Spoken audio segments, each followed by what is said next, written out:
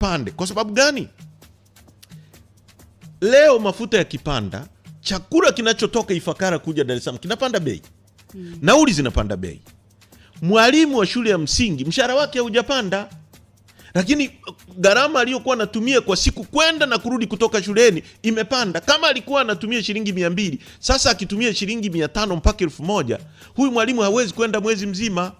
Kwa ili serikali i-maintain huyu mtu na aendelee moja kufanya purchasing, kwa sababu mwisho wa siku pia watu wasipofanya manunuzi, wakipunguza safari, maana hiyo magari hayatasafiri. Magari yasiposafiri hayatanunua tairi. Tairi zina kodi ya serikali, serikali inahitaji kodi.